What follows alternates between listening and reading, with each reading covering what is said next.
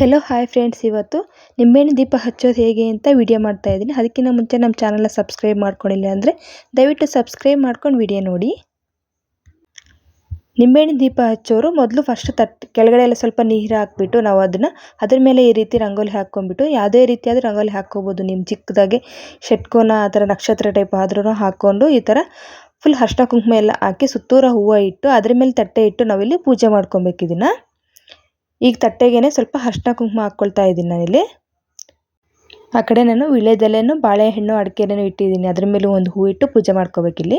ಇಲ್ಲಿ ನಾನು 4ನೇ ವಾರ ಆಗಿರೋದ್ರೆ 4 ನಿಂಬೆಹಣ್ಣು ಹಚ್ತಾ ಇದ್ದೀನಿ. ನಾನು ಆಗಲೇ ಮೊದಲೇ ವಿಡಿಯೋದಲ್ಲಿ ನಾನು ಹೇಳಿದ್ದೆ, ನಾನು ಒಂದೊಂದು ವಾರ ಒಂದೊಂದು ನಿಂಬೆಹಣ್ಣು ಹೆಚ್ಚಿಸ್ಕೊಂಡು ಹೋಗ್ತೀನಿ ಅಂತ.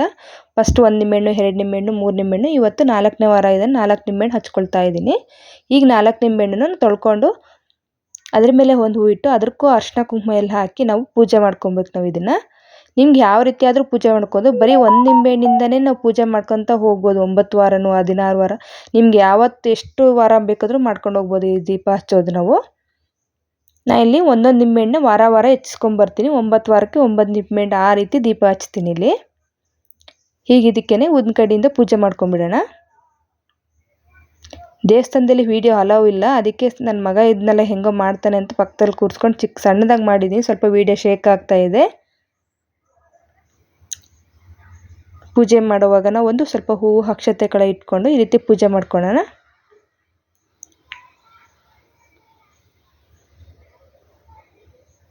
ಈ ರೀತಿ ಪೂಜೆ ಮಾಡೋದ್ರಿಂದ ನಮ್ಮ ಮನಸ್ಸಲ್ಲಿ ಏನಾದ್ರು ಸಂಕಲ್ಪ ಇದ್ದರೆ ಅದು ನೆರವೇರುತ್ತೆ ಅಂತ ನಾನು ಇಲ್ಲಿ 3ನೇ ವರ್ಷ ಪೂಜೆ ಮಾಡ್ತಾ ಇರೋದು. ಇದನ್ನು ನನಗೆ ಚೆನ್ನಾಗಿ ಆಗಿ ಬಂದಿದೆ, ಅದಕ್ಕೆ ನಾನು ಈ ರೀತಿ ದೀಪ ಹಚ್ತೀನಿ. ಈ ದೀಪ ಹಚ್ಚೋದು ನಾವು ಚಾಮುಂಡೇಶ್ವರಿ ದೇವಸ್ಥಾನ ಅಥವಾ ಮಾರಮ್ಮನ ದೇವಸ್ಥಾನ, ಮಂಗಳವಾರ ಮಾರಮ್ಮನ ದೇವಸ್ಥಾನ ಹಚ್ಚಬೇಕು.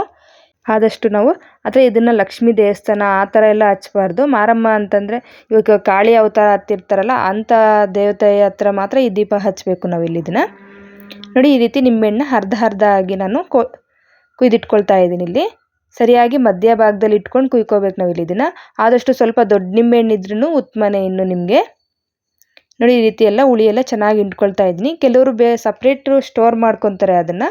ನಾನು ಈ ರೀತಿಯಲ್ಲಿ ಪ್ಲೇಟಲ್ಲೇ ಇಂಟ್ಕೊಳ್ತಾ ಇದ್ದೀನಿ. ಇದನ್ನು ಈ ಥರ ಎಲ್ಲ ತಿರುಗ್ಕೊಂಡು ಇಟ್ಕೊಬೇಕು ನಾವಿಲ್ಲ, ಉಲ್ಟಾ ಮಾಡಿ ನಿಂಬೆಹಣ್ಣು ಭಾಗನ. ಎಲ್ಲ ನಿಂಬೆಹಣ್ಣು ಈ ರೀತಿ ಎಲ್ಲ ಇದು ಮಾಡ್ಕೊಂಡಿದ್ದೀನಿ ಇಲ್ಲಿ.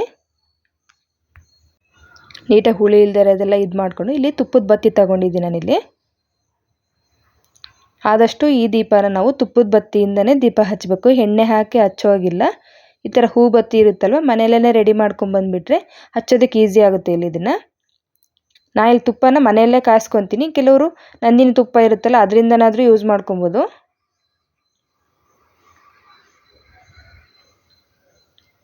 ಎಲ್ಲ ನಿಂಬೆಹಣ್ಣಿಗೂ ಎಲ್ಲದಕ್ಕೂ 2 ಬತ್ತಿ ಹಾಕ್ಕೋಬೇಕು. ಒಂದೊಂದು ಬತ್ತಿ ಹಾಕಬಾರ್ದು, ಇದಕ್ಕೆ 2 ಬತ್ತಿನೇ ಹಾಕ್ಕೋಬೇಕು. ನೋಡಿ, ಎಲ್ಲದಕ್ಕೂ ಹಾಕ್ಕೊಂಡಿದ್ದೀನಿ ನಾನೀಗ. ಈಗ ಇದಕ್ಕೆ ನಾನು ಹೂವು ಎಲ್ಲ ಸುತ್ತೂರ ಇಟ್ಬಿಟ್ಟು ಅರ್ಶಿನ ಕುಂಕುಮ ಇಟ್ಕೊಳ್ತಾ ಇದ್ದೀನಿ ನಾನು. ನಿಂಬೆಹಣ್ಣು ಎಲ್ಲ ನಿಂಬೆಹಣ್ಣಿಗೂ ಒಂದೊಂದು ನಿಂಬೆಹಣ್ಣಿಗೂ ಅರ್ಶಿನ ಕುಂಕುಮ 2 ಇಟ್ಕೋಬೇಕು ನಾ ಇಲ್ಲಿ. ಕೆಲವರು ಹೂವನ್ನ ಎಲ್ಲ ಕಿತ್ಬಿಟ್ಟು ಹಾಕ್ತಾರೆ, ಆ ಥರ ಹಾಕಬಾರ್ದು ಅಂತ ನಮ್ಗೆ ಪೂಜಾರಿ ಹೇಳಿದರು. ನಾನು ಅದಕ್ಕೆ ಈ ಥರ ಹಾಕ್ಕೊತೀನಿ. ಎಲ್ಲ ಕಿತ್ತು ಹಾಕಿದ್ರೆ ಅದನ್ನು ಇದಾಗಲ್ಲ ಅಂತ. ಬೇಕಾದ್ರೆ ಅಷ್ಟೊಂದು ಬಿಡಿಯಾಗಿ ಹಾಕ್ಬೇಕಂದ್ರು ಈ ಕಾಕಡ ಕನಕಾಂಬರ ಹಾಕ್ಬೋದು. ಕೆಲವರು ಗುಲಾಬಿ ದಳನ ಕಿತ್ತಾಕ್ತಾರೆ, ಆ ರೀತಿ ಹಾಕಬೇಡ ಅಂತ ಹೇಳಿದ್ರು. ಅದಕ್ಕೆ ನಾನು ಇಲ್ಲಿ ಒಂದೊಂದು ಹೂವನ್ನು ಹಾಗೆ ಇಟ್ಕೊಂಡಿದ್ದೀನಿ ಇಲ್ಲಿ. ನೋಡಿ, ಎಲ್ಲದಕ್ಕೂ ಅರ್ಶಿನ ಕುಂಕುಮ ಎಲ್ಲ ಹಿಟ್ಟಾಯ್ತಲ್ವ. ಈಗ ಇದಕ್ಕೆ ದೀಪ ಹಚ್ಕೊಳ್ಳೋಣ ನಾವಿಲ್ಲಿ. ಇದನ್ನು ನೋಡಿ, ಈ ರೀತಿ ರೆಡಿಯಾಗಿದೆ ತಟ್ಟೆ ಎಲ್ಲ. ಈಗ ಆದಷ್ಟು ನಾವು ಉದ್ದ ಬೆಂಕಿಪಟ್ಟಣ ಇರುತ್ತಲ್ಲ ಆ ಥರ ತೊಗೋಬೋದು. ಇಲ್ಲಾಂದರೆ ಒಂದು ಊದಿನ ಕಡ್ಡಿ ಹಚ್ಕೊಂಡ್ಬಿಟ್ಟು ನಾವು ಅದನ್ನು ಊದಿನ ಕಡ್ಡಿಯಿಂದ ಎಲ್ಲ ದೀಪಕ್ಕೂ ಹಚ್ಕೊಳ್ತಾ ಹೋಗ್ಬೋದು ನಾವು ಕಡ್ಡಿಯಿಂದ.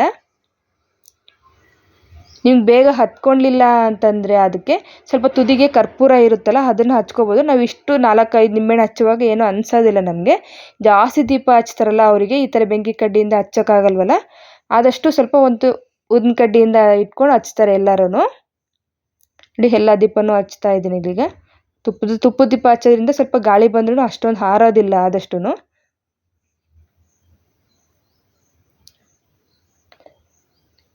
ನಾವೇನೇ ಮಾಡ್ಕೊತಾ ಇದ್ರೆ ಮನಸ್ಸಲ್ಲಿ ಸಂಕಲ್ಪ ಮಾಡ್ಕೊಂಡು ನಾವು ಇದನ್ನು ಹಚ್ತಾ ಇರಬೇಕು ದೀಪನ.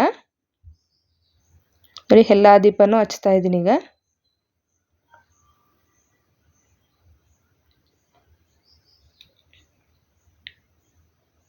ಮತ್ತು ಇದಕ್ಕೆ ಊದಿನ ಕಡ್ಡಿಯಿಂದ ನಾವು ಮತ್ತೆ ಇದನ್ನೆಲ್ಲ ಬೆಳಗ್ಬಿಟ್ಟು ಇದನ್ನ ಅಕ್ಷತೆ ಹೂವೆಲ್ಲ ಇಟ್ಕೊಂಡು ಈ ತಟ್ಟೆನ ನಾವು ದೇವಿ ಮುಂದಕ್ಕೆ ಹೋಗಿ ನಾವು ಮತ್ತೆ ಬೆಳಗಬೇಕಿಲ್ಲ. ನೋಡಿ ಎಲ್ಲರೂ ಎಲ್ಲ ಅದನ್ನು ದೀಪ ಹಚ್ಚಿಬಿಟ್ಟು ನಮ್ಗೆ ಬೇಗ ಮನೆಗೆ ಹೋಗಬೇಕು ಅನ್ನೋ ಆಗಿದ್ದರೆ ಆ ದೀಪನ ಮತ್ತೆ ನೆಲದ ಮೇಲೆ ರಂಗೋಲಿ ಮೇಲೆ ಇಟ್ಟು ಹೋಗ್ಬೋದು. ಇಲ್ಲಾಂದರೆ ನಾವೆಲ್ಲ ಇನ್ನೂ ಆಗುತ್ತೆ ಲೇಟ್ ಆಗುತ್ತೆ ಅಂದರೆ ತಟ್ಟೆ ಸಮೇತ ನಾವು ತೊಗೊಂಬಂದು ಅಲ್ಲಿ ಇಡ್ಬೋದು. ನಾನು ಇಲ್ಲಿ ದೇವಿಗೆಲ್ಲ ಆ ಕಡೆ ನೋಡಿ ಬೆಳಕೊಂಬರ್ತಾ ಇದ್ದೀನಿ ನಾನಿಲ್ಲಿ. ನಾ ಹೇಗಿದ್ರೂ ಹಿಂದೆ ದೇವಸ್ಥಾನಕ್ಕೆ ಎಲ್ಲ ಹೋಗಿ ಬರೋ ಅಷ್ಟೊತ್ತಿಗೆ ಆ ದೀಪ ಎಲ್ಲ ಕರೆಕ್ಟಾಗಿ ಸರಿ ಹೋಗುತ್ತೆ ಅಂತ ನಾನು ತಟ್ಟೆಲ್ಲೇ ಇಟ್ಬಿಡ್ತೀನಿ ನಾನು. ಹಂಗೆ ಏನಾದರೂ ಅರ್ಜೆಂಟ್ ಇತ್ತು ಅಂದರೆ ಮಾತ್ರ ನಿಂಬೆಹಣ್ಣನ್ನ ರಂಗೋಲಿ ಮೇಲೆ ಇಟ್ಟು ಹೋಗ್ತೀನಿ ನಾನಿಲ್ಲಿ. ನೋಡಿ ಈಗೆಲ್ಲ ಬೆಳ್ಕೊಂಬಂದು ಈ ಥರ ಮತ್ತೆ ಊದಿನ ಕಡ್ಡಿಯಿಂದ ಪೂಜೆ ಎಲ್ಲ ಮಾಡ್ಕೊಳ್ತಾ ಇದ್ದೀನಿ. ಅದಕ್ಕೆ ಅಕ್ಷತೆಗಳೆಲ್ಲ ಹಾಕಿ ಅದಕ್ಕೆ ನಾವು ನಮಸ್ಕಾರ ಮಾಡ್ಕೊಬೇಕು. ನಾವು ಮಂಗಳಾರತಿ ಸಹನೂ ಮಾಡ್ಕೊಬೋದು ನಾವು ಬೇಕಾದರೆ. ಇದಕ್ಕೆ ಈ ಥರ ದೀಪ ಎಲ್ಲ ಹಚ್ಚಾದ್ಮೇಲೆ ಒಂದು ನಿಮಿಷ ಕುತ್ಕೊಂಡ್ಬಿಟ್ಟು ಇಲ್ಲಿ 9 ಜನಕ್ಕೆ ಅರ್ಶಿನ ಕುಂಕುಮ ಎಲ್ಲ ಕೊಟ್ಬಿಟ್ಟು ನಾವು ಪೂಜೆ ಮುಗಿಸ್ಕೊಂಡ್ಬಿಟ್ಟು ಮತ್ತೆ ಹಿಂದೆ ದೇವಸ್ಥಾನ ಇದೆ ಅಲ್ಲಿ ಹೋಗಿ ದರ್ಶನ ಮಾಡೋ ಅಷ್ಟೊತ್ತಿಗೆ ದೀಪ ಎಲ್ಲ ಸರಿ ಹೋಗಿರುತ್ತೆ. ಅಷ್ಟೊತ್ತಿಗೆ ಮತ್ತೆ ಬಂದುಬಿಟ್ಟು ಆ ನಿಂಬೆಹಣ್ಣೆಲ್ಲ ಒಂದು ಡಬ್ಬಿಟ್ಟಿರ್ತಾರೆ ಅದರಲ್ಲೆಲ್ಲ ಹಾಕಿ ತೊಳ್ಕೊಂಡು ಮನೆಗೆ ತೊಗೊಂಡು ಹೋಗ್ಬಿಟ್ರೆ ಪೂಜೆ ಮುಗೀತು ಅಂತಲೇ. ಮತ್ತೆ ನೆಕ್ಸ್ಟ್ ವಾರ ಸಿಗೋಣ ಫ್ರೆಂಡ್ಸ್. ಓಕೆ ಫ್ರೆಂಡ್ಸ್, ಬಾಯ್.